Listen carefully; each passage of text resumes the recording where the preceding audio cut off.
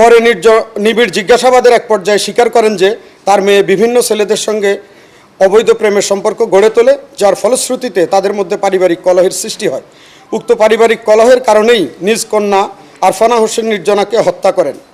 ঘটনার গুরুত্ব বিবেচনায় পুলিশ পরিচয় শনাক্ত ও হত্যার রহস্য উদ্ঘাটনের জন্য তাৎক্ষণিকভাবে তদন্ত শুরু করে।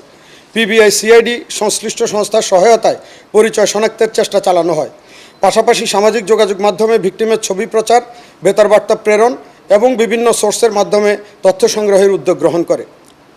অজ্ঞাতনামা ভিকটিমের পরিচয় শনাক্ত করতে না পেরে থানা পুলিশ বাদী হয়ে অজ্ঞাতনামা আসামির বিরুদ্ধে 10 জুলাই 2026 তারিখ খুলনা সদর থানায় একটি হত্যা মামলা দায়ের করা হয়। তদন্তের 24 ঘন্টার ভিতরে নিহতের পরিচয় আরফানা হোসেন নির্জনা, বয়স 16 হিসাবে শনাক্ত হয়।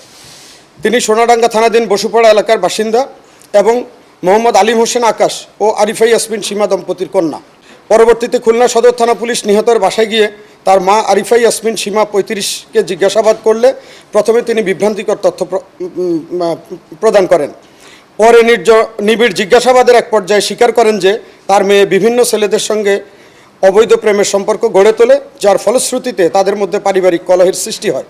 উক্ত পারিবারিক কলহের কারণেই নিজ কন্যা আরফানা হোসেন নির্জনাকে হত্যা করেন। হত্যার পর মরদেহটি প্লাস্টিকের বস্তায় ভরে খুলনা সদর থানাধীন প্রান্তিক আবাসিক এলাকার 3 নম্বর রোডে ফেলে রেখে ঘটনাটি ভিন্ন খাতে প্রবাহিত করার চেষ্টা করেন। ঘটনার মূল রহস্য উদ্ঘাটন করতে খুলনা সদর থানা পুলিশের একটি আভিযানিক টিম 36 ঘন্টার মধ্যে 10 জুলাই 2026 তারিখে আরিফা ইয়াসমিন সীমা 35কে গ্রেপ্তার করতে সক্ষম হয়। প্রাথমিক জিজ্ঞাসাবাদে তিনি হত্যাকাণ্ডে নিজের সম্পৃক্ততা কথা স্বীকার করেন। পরবর্তীতে তিনি স্বেচ্ছায় ফৌজদারি কার্যবিধির 144 ধারায় বিজ্ঞ আদালতে দোষ স্বীকারোক্তিমূলক জবানবন্দি প্রদান করেন।